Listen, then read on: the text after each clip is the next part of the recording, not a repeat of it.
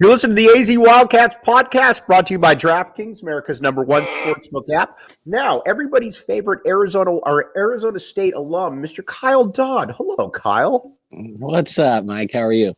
Not too bad. And Kyle, an unofficial member of the Back the A movement. Even if it was temporary, we'll still we allow it here. So again, we appreciate that as well. So, yeah, I gotta be honest. Ever since I lost that bet and I had to put that up for 24 hours, I feel like every U of A fan has been like a little bit nicer to me recently, just because one day of having that junk on my background. But it was KD's a good dude. You know the thing I like about you, Kyle, and we've talked about this before, you dish it out, but you also take it. The people that can't take it are the ones that really are annoying. So again, props on that. I'm also, all right, I'm going to give you some kudos, and then Arizona State, going into this year, and you and I texted back and forth about this quite a bit. I fell into the trap again. When they got off to the fast start, especially early on, I'm like, man, this team's going to be a problem, especially because you got great guards. You got the big man up front, which has been a little bit different, and it's kind of fallen off lately. What's happened, as opposed to the first part of the year where Arizona State looked like a top 25 team? Yeah, I mean, obviously, if you just got to where we're at right now and you said we're at 19 wins and 10 wins in the league at this point, going into the year, you'd probably be okay with it as an ASU fan. I mean, 20 wins, kind of the barometer for this program. But knowing how we got here, I think is where people are a little bit, frustrated. And so is the team and so are the coaches and whatnot. But yeah, you got off to the hot start. I mean, 6-1 in the league. The UCLA game, they're talking about, that's one of the bigger home games in years. And we sell that game out, which, we sell out U of A games, but 4,000 of those fans are U of A fans. So to sell that game out, all ASU fans, it was just a freaking great atmosphere. It's something you guys experience pretty much every game.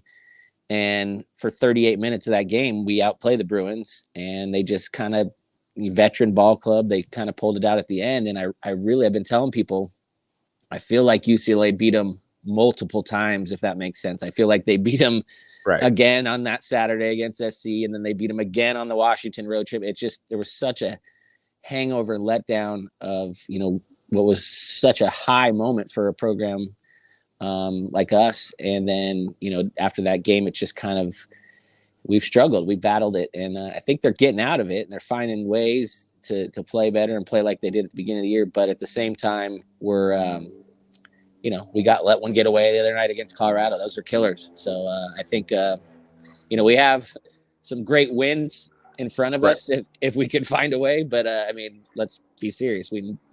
It's a tough task in McHale. It's a tough task in Poly, and then USC. That's where we finish.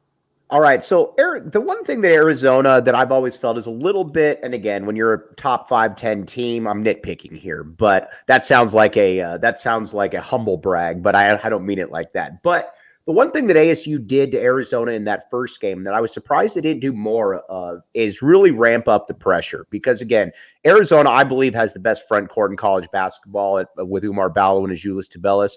And while Kirk Kriisa, Pelle Larsson, Cedric Henderson are all good players, these aren't the Jason Gardners and the Gilbert Arenases that you played against right there. And quite frankly, when ASU turned the pressure up on them, they had some issues. Is that something that you think we're going to see come Saturday, or just for a couple minutes here or there? What do you think about that? Yeah, I mean, I think that's our chance to win. I mean, I think obviously if we're going to get in a half-court game with U of A, I think it's going to be a long afternoon. But yeah, I mean, for the first time probably that I can ever say, I feel like we have maybe a little more athleticism, maybe a little bit more length. I mean, just than a U of A team. I mean, they're so good. Like I said, or like you said, the two big guys are as good as anybody in the country. And then you got really nice pieces surrounding those guys. But there's not a guy that's going to go run away from you like Gilbert used to, or Richard, or Jason, or all those guys that I played against. And for years, it's always been, I've always watched you guys in layup lines, and I'm like, God, Lord, man, like, look at these dudes. And I don't say that I don't think it's not like U of A is athletic or anything. I just think that's the only way we win is if we make this a helter-skelter game, make it junk it up. We play better that way anyway. We play better when we play fast and get easy buckets. So I think, if you look back at the tape, I mean, that second half, we heated up the basketball, and I think that's where the Wildcats really struggled a little bit during that middle stretch of the second half. In a weird way, this feels like this should be kind of a vintage Hurley team because, again, when you look at it, and again, I don't want to give you too many compliments right here, but Arizona State's got some real talent on this team. You just look at the guard positions right there. First of all, I think the kid Angel Nunez is going to be absolutely fantastic going forward for you. Frankie Collins can play a little bit. You got the Cambridge. You got Horn. You've got, and again, Warren Washington up front who can block shots, which is something you haven't had. This feels like this should have been kind of the vintage Hurley team if there is such a thing, the team that gets into the NCAA tournament with an at-large bid, because it feels like it's constructed in the manner in which he would like. Oh, yeah. I mean, for years we've seen teams take on the identity of Coach Hurley, and we've always played our tails off. They've always played hard for him.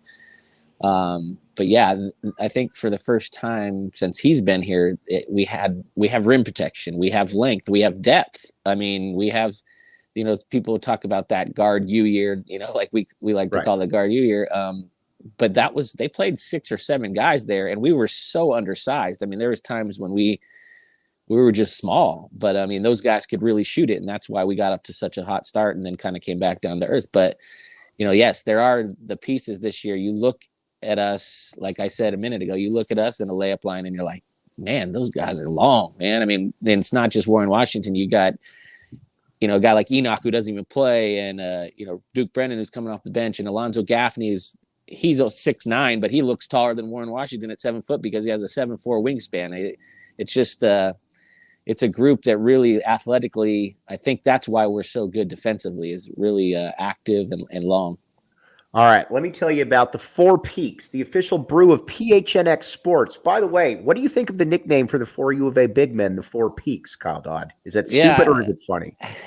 I like all your nicknames. I see all you, you going back and forth with the fans on on some of the nicknames, but I feel it. I like it. All right, Four Peaks, though, the official brew of PHNX Sports, also up in Tempe, or you can get your at the Tap and Bottle watch parties here. Check out the show notes in the link in the description. Get some Kilt Lifter, by the way. Kilt Lifter, very good beer. I like it. But again, up in Tempe, or let's say that you're thinking to yourself, man, where can I watch Arizona beat UCLA next week? Come to the Tap and Bottle watch parties downtown. Scott and Rebecca do a great job down there. Love to see you down there. We'll have some Four Peaks on there as well. Love to see you down there.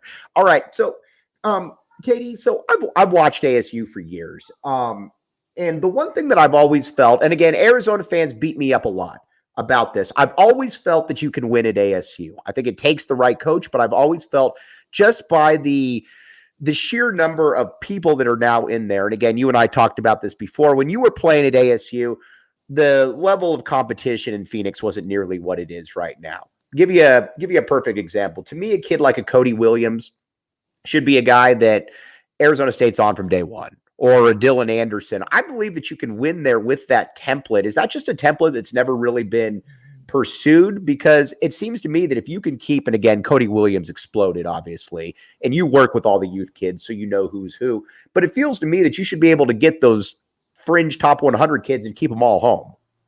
Yeah, I mean, obviously high school basketball in Arizona has taken a step forward. I remember when I got out here in 99 and started playing at ASU, I went to some high school games and I was like, man, I mean, there was, 5-6 dudes that were legit, and, the Richard and Donnell Knight and Channing Fries of the world, Tommy Smith, my boy, Right. But it was, the depth wasn't there. And now, I mean, I think with the amount of coaches that are doing a much better job out here, and just a lot of more people in Phoenix and Tucson area. And I mean, there are a lot of talented kids. And I think that's, you can, if you attack the stay at home, moniker, I think you could field a good basketball team. And obviously U of A is a program that, with their history and pedigree, you can go to New York and get a kid. I don't know that you're going to get a, Chicago kid or whoever to come to ASU very often, but yeah, I mean, I think you're on target. I think if there's enough here, if we went and attacked, guys and tried to get them to stay home, I think we'd be all right. All right, let's talk about Duke Brennan for a second. He's become a little bit of a folk hero here in Tucson. Again, against Arizona, I thought he was a fantastic I thought he looked great against Arizona. He looked like he was pretty skilled. He looked like he had some ability. Arizona fans are still talking about his performance, that first half performance. Is he somebody that Arizona fans should be worried about on Saturday? Duke's kind of a perfect guy for the rivalry, in my opinion, because he's a guy that's going to be, he was like I was, to be honest. I mean, he's going to play his tail off. He's going to dive on the floor. He's going to foul. He's going to probably, if there is a little scrap or anything gets physical, Duke will be in the middle of it.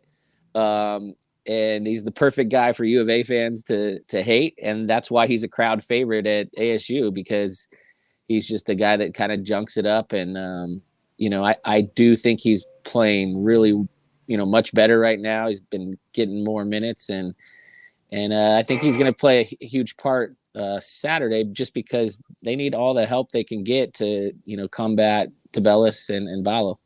All right. What worries you most about this game? Obviously, we've talked about the big man up front, but if you're Kyle Dodd, put your coaching hat on there for a second, because you're only a few seats down from Bobby Hurley. So yeah. What worries you most about Arizona outside of just the two big men right there? Yeah, I mean, obviously, it's extremely hard to play in Tucson. The role guys, I think, that Arizona has play much better at home. They're good on the road, but I mean, you got guys that they naturally play better on the road, at home, shoot the ball better at home. So again, that's why I think, our chance is to junk it up and to really make U of A uncomfortable with the basketball. If we let them get in their flow and where they're able to execute, it could be a long afternoon. Like I said, Tabellis is as good a college big man as I've seen in a long time.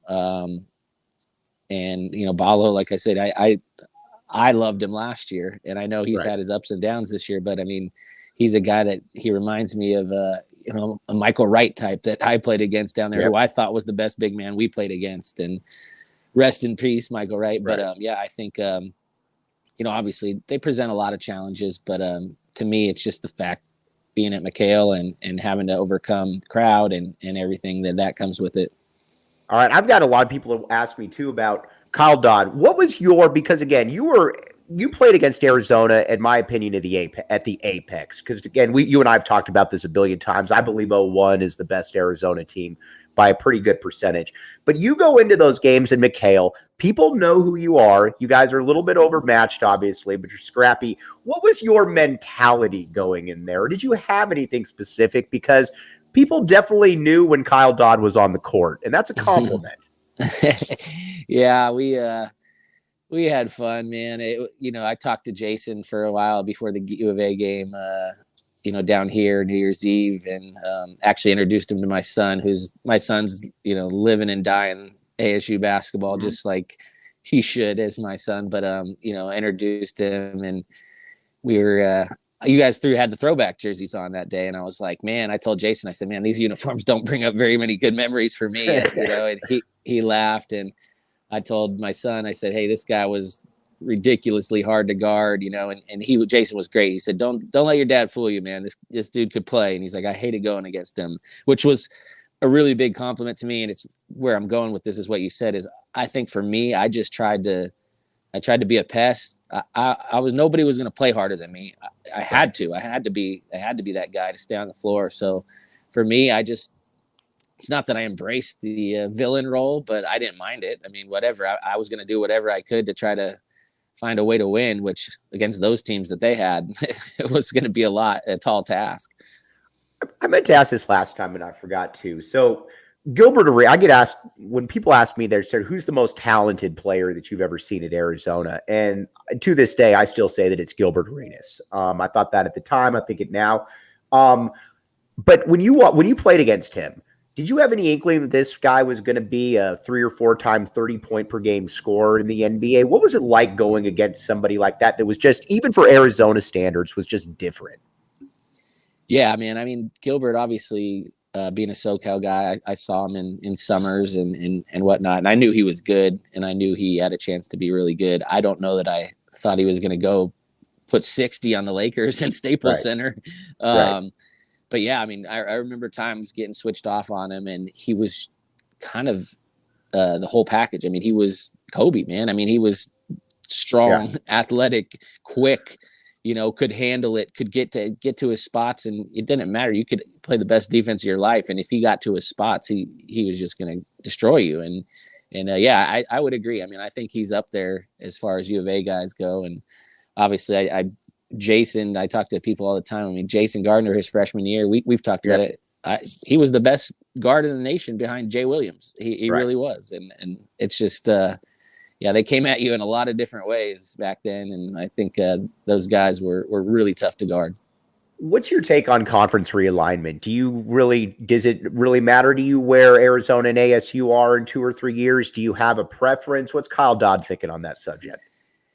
Man, I mean, growing up in Southern California, and I was just a Pac-10 guy, man, that was my goal. I wanted to play in the Pac-10, and that was had a lot to do with the fact that I went to ASU. I had other Pac-10 offers and whatnot, but I mean, I wanted to be there, and it bums me out that this is no longer a thing. Obviously now the Pac-12, but USC and UCLA, it bummed me out big time.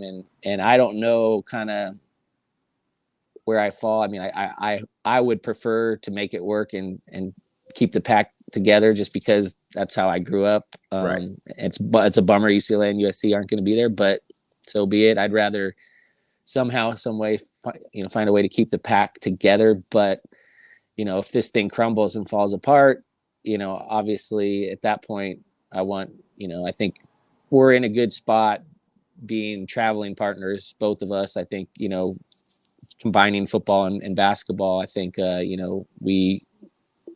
and I know you joked, you're like, hey, it would be great if we left the Big 12 and just left ASU behind.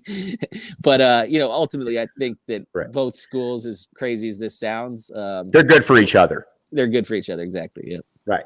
All right. Before we sign off, I want to give you, I know you're a big Dillingham guy right there off the Arizona football side. I'm going to give you another compliment here. I feel at Arizona and Arizona State, you need to have, and this is why I'm such a big Jed Fish guy, you need to have coaches that want to be here, that want to embrace the grind, who I don't need it to be your dream school, but I need you to every single day to go to work saying, man, I'm going to make this one work. Arizona got that, I think, in Jed Fish. And quite frankly, I think you guys got that with your new hire. What do you think about the football hire? Yeah, I'm thrilled, man. I've known Kenny since he was a youngster, man. We used to actually pick up basketball at Lifetime Fitness. And it's a funny story. I got a message from him this summer, prior to the football season on Twitter. And it just said, hey, man, this popped up on my memories. And it was like a picture of us, hooping at Lifetime when he was a little kid. And I'm like, oh, that's Kenny. What's up, man? And then I looked at his name and it said Kenny Dillingham. I'm like, wait, that's Kenny. And I knew who Kenny Dillingham was, offensive coordinator for Oregon. I'm like, wait, that's the same Kenny? And I couldn't figure it out. And so I was like, oh my God, I'm such an idiot. But when they hired him, I mean, you're exactly right. And I think, and I've caught some flack from ASU people because I thought Fish was a great hire. I think he's doing everything you need to do down there to be successful and turn things around. And same with us. It's like I think both schools have hired the same type guy over and over again. This is a guy that wants to be here, would be here forever. His juice and energy. I mean, obviously he's saying all the right things now, and we'll see the first time we go for it on 4th and down in November, what fans think. But I mean, I just think that both schools got the guys that they need, the type personalities that they need to be successful with the programs that we have. And I'm super pumped. I'm not pumped that we keep adding more KDs down here. I mean, freaking how many KDs do we need in the Valley? Kevin Durant came, Kenny Dillingham. I'm going way down the list. So, I was going to say, man, that's a real problem though when you got Kevin Durant and Kenny Dillingham coming in. But there's only one Kyle Dodd. Yeah, that's right. So I just started introducing myself again as Kyle. So it'll be all right. All right, KD. Before we let you go here, do we have any kind of bet that we could maybe make for the game? Oh man, shoot. I mean, I have to, right? But I'll tell you what. This time, because it's at home, we'll find out. We'll find out, and I'll message you before whatever the spread is. So it doesn't have to be a win. We'll find out what the spread is, and we'll go with that one. How about that? Yeah, and I think we mentioned something like maybe next year I'll come to a game and wear U of A gear at McHale if we lose, and then if we win, yeah, you got to wear my old jersey to a game. I will do it, man, and I'll tell you what, you get a standing ovation for it, bro. All right, KD, really appreciate you, my guy, and I'll be hitting you up, dude, shortly again. So talk to you soon, buddy. Sounds good. Anytime, Mike. All right, man, you're the best. That's Kyle Dodd right there, color analyst for ASU. All right, we got a bet going here in a second, but first, got to pay the bills right here. The DraftKings Sportsbook app, code word PHNX. Here's the deal. You can put down $5 on these NBA games coming up, and you can get up to $200 in free plays. 21 and up, Arizona only. You got a gambling problem, call 1-800-NEXT-STEP. And we're going to do DraftKings pick of the week in a second. You're going to like this one right here. But this is the time to hop on the DraftKings again. NBA's back, full slate of games tonight. I'm going to be nerding out watching TV, watching the games, and there's no better way to do it than rooting for a team with a little bit of money on the line. Now, time for my DraftKings pick of the week. I don't care what the spread is. I'm going with Arizona to cover against ASU, mainly because I don't want to have to wear a Kyle Dodd jersey, but also that I think that Arizona is going to win this game. I think they know what they need to do, and they played really well against the mountain schools. I look for that to continue against ASU, looking for a big performance out of everybody right there. Again, looking for Arizona to cover. All right, I got to give Kyle Dodd a lot of credit here again. I've gotten to know Kyle pretty well over the last year or so. Dude's a good dude because, and here's the thing in sports, and again, nobody dislikes ASU more than me, but at the end of the day, though, anybody that can give and take the way that he can that's a pretty cool setup right there. So what he says on Twitter to people, don't get upset about. It's just the way it is. Now, as far as Arizona State goes, to me, you can all hold me to this right here. I'm not going to fall into the trap again of Arizona State. I've done it probably 2 or 3 years where I'm like, all right, this looks like a pretty good team right here. This looks a little bit different. And you know what? It doesn't change. I think a big part of it is because just somewhat of the schizophrenic nature of Bobby Hurley and, what ASU is. But let's be honest here. There's no reason that this team shouldn't be a little bit better than it is right now.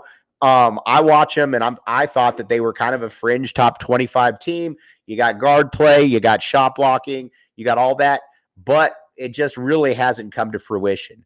I tell you that, though, just to say that this is a dangerous team, though, still nonetheless. They can come in here, and if they beat, they can come in here. Arizona's got to take them seriously. We've seen what happens if you don't take teams seriously. Your Washington States, your Washingtons of the world. Yes, it's at McHale. It's the last home game of the year, so we really need to show up there back in the A, everybody. Again, Arizona is not that far off from a 1 seed. You got 3 more games right here. You got ASU, then you got the 2 LA schools, and take it for what it's worth, but I do believe that Arizona is a lock to be a 1 seed if they win out. I don't care what happens in the Pac-12 tournament. I believe that they're a 1 seed if they do win out. So got to make this one all happen right here. Now, we'll talk about the importance of getting a 1 seed here in just a second, but more bills. OGs. Now, let's say that you're like William Brad Allis and you can't sleep at night. OGs comes in. You can get them at any of your local dispensaries. Again, 21 and up, but all kinds of good stuff there.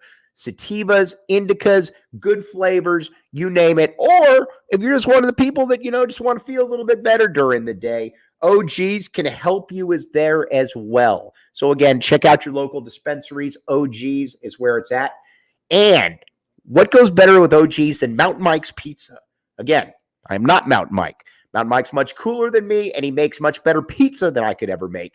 Oracle and Wetmore, check it out. Again, great TV setup, great place to go watch a game, get a beer, get some pizza, hang out with the family. And again, Oracle and Wetmore, and many times, you can get them at the tap and bottle watch parties, though, at, again, downtown. Love to see you down there, but that's kind of where it's at. All right, so the importance of a number 1 seed. If Arizona gets a number 1 seed, you're probably going to have games in Vegas. And if you have games in Vegas, we all know this isn't like Arizona. This isn't like ASU. Arizona fans will show. You want to have this happen. You want Arizona to stay out west. And quite frankly, I think that Arizona has a pretty good, you look at the wins. And again, let's just say, for example, that Arizona beats UCLA. Let's just say you would have 2 wins over UCLA. You would also have Tennessee. You would have San Diego State. You would have Creighton. You would have Indiana from the vaunted Big Ten Conference. Rolling eyes.